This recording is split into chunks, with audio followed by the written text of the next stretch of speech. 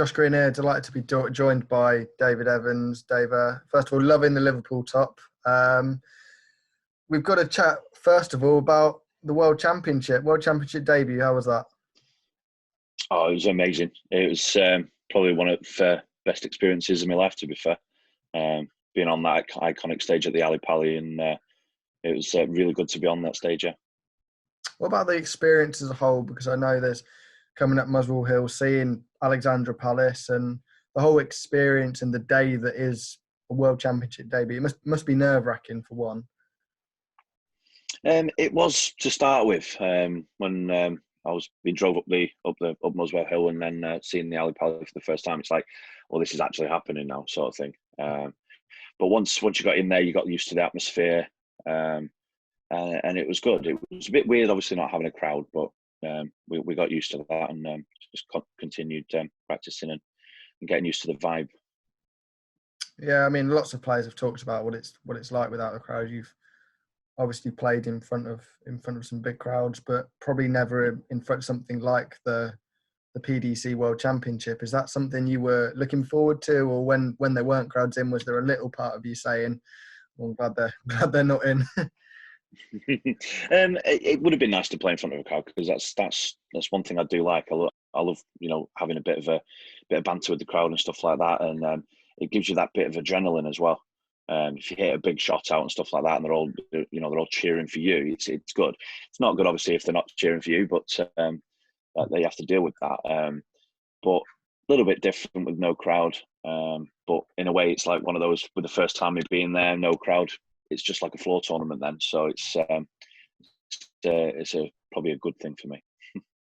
Just on the game against Ross, I mean, you said that you knew you were going to draw Ross, and he's been a player that was in good form last year. It was a tough draw, and there were probably some moments in there you'd say you probably could have done better, but there were some good moments as well, weren't there? Yeah, absolutely. I mean, against Ross, Ross is a class player, as everyone knows, and the last 12 months he's been playing amazing. So I look at it like that, and saying we're both in form over the last 12 months. So it could have gone either way, and there were some moments, like you say, that I think 2 of the 3 sets there were 2 apiece, and he won them 3-2. So if I'd have hit my doubles, might have been a different story, but I'll know that for next time.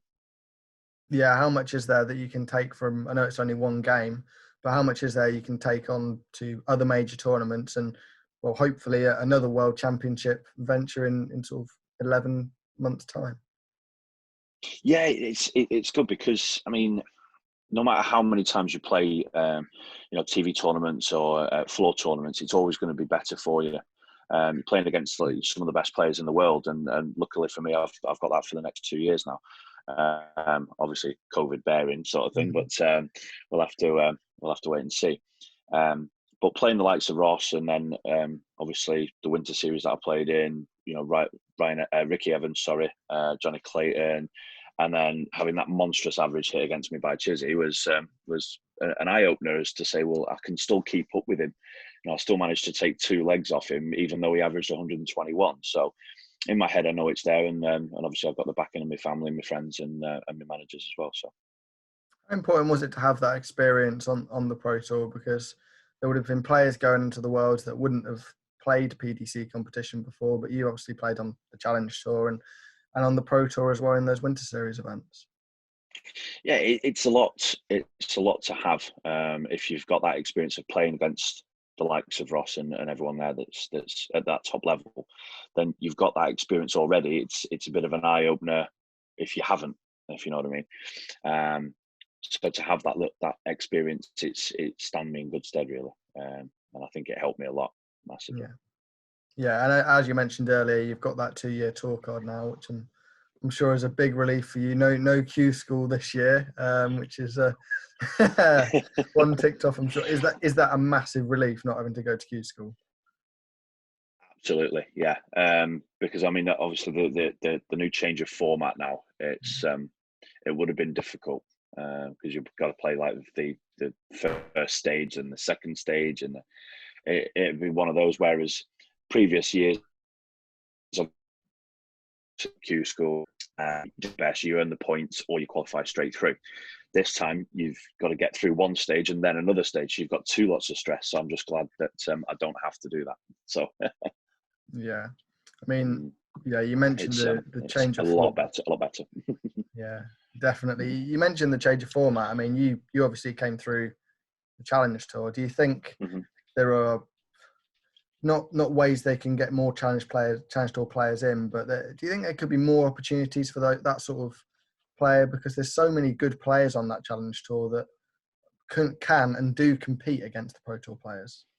Yeah, I mean the standard of the Challenge Tour at the moment is amazing. There's a couple of the pros that before I got my tour card that I'd spoke to, and I'd said to them, would you go back to playing Challenge Tour? And they were like, no, not a chance, because it's the players that are on Challenge Tour are very unpredictable. 1 minute they can average 70, the next minute they can average 107. It's so unpredictable. Some of the players, you know what you're going to get out of them. For example, obviously me and Richie got tour cards. Richie's had a tour card before, so you know what you're going to expect with Richie. Same with Keane Barry, Scott Mitchell, Matthew Denon. They all played amazing the first Challenge Tour, and they were up there. And then all of a sudden, I'm sort of low down. I've played the Modus League during lockdown, etc. Come back through to Challenge Tour and realised in my head that I was playing really well. So why couldn't I do it? And eventually I did do it. So, but yeah, the standard is amazing. And I wouldn't be surprised if some of those players, we don't see some new faces on the tour, to be fair. Yeah, I completely agree with you. And you mentioned online darts there, the Modus League. How much do you owe to that, to keeping you going and keeping you in form and giving you maybe a little bit of an edge in those final Challenge Tours? Oh, playing that Modus League and at the Night of the Darts against some of the best players in the world, including the likes of Barneveld, Phil Taylor, etc., Fallon, it helped me massively, because I don't think if I'd have played no darts during lockdown, I don't think I'd have got a tour card, to be fair, because it pushed me to practice constantly, and I was playing week in, week out against some of the best players in the world. So I think that's standing me in good stead, really, to be fair, and helped me massively. You talk about the standard on the Challenge Tour. Do you think consistency is the main difference between that and the Pro Tour now? Because those Pro Tour players, most of the time it is sort of minimum 90 average, and you know what you're going to get from most of the 128.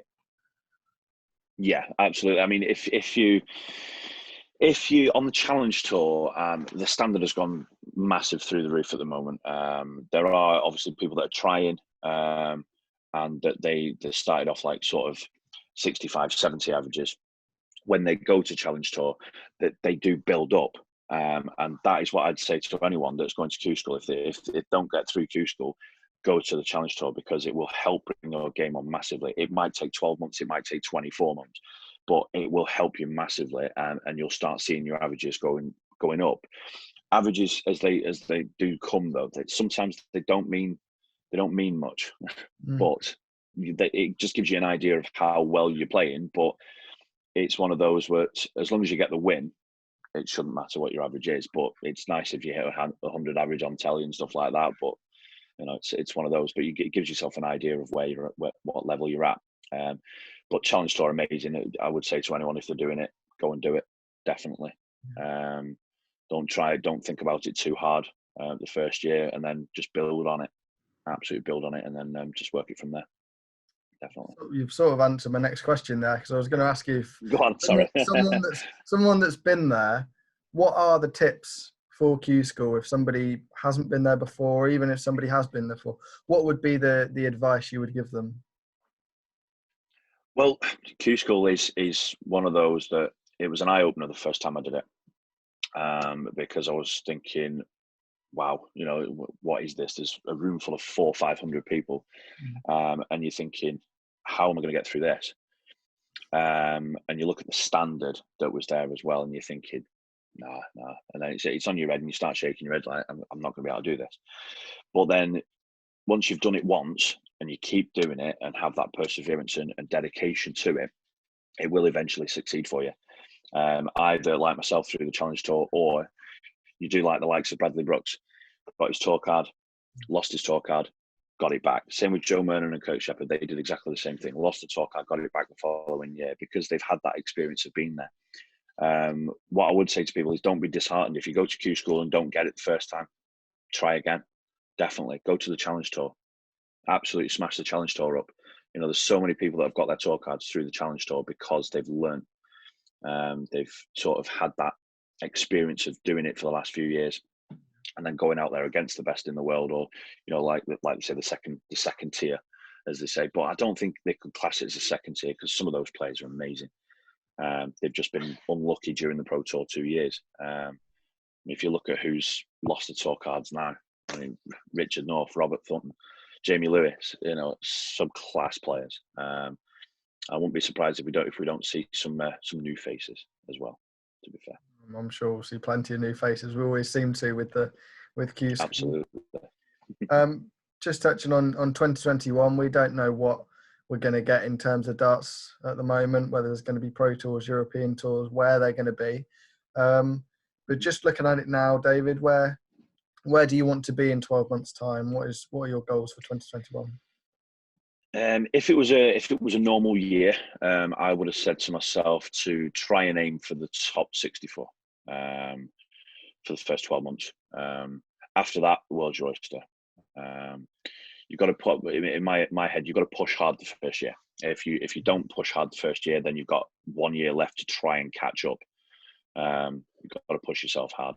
But obviously, with COVID still in, we don't know how long that's going to happen.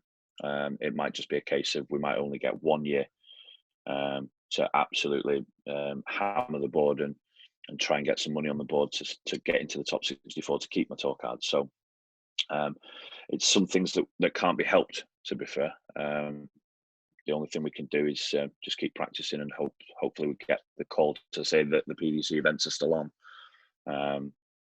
If they're still on, then obviously that's my main aim, is to get to the top 64 first 12 months. Yeah. Do you think, I know you say there, if you were to get in and around the top 64 in that first year, do you think in the second year it gives you a real free hit to see what you can do? Because once you're in that top 64, you know you've got another year or two on the tour anyway.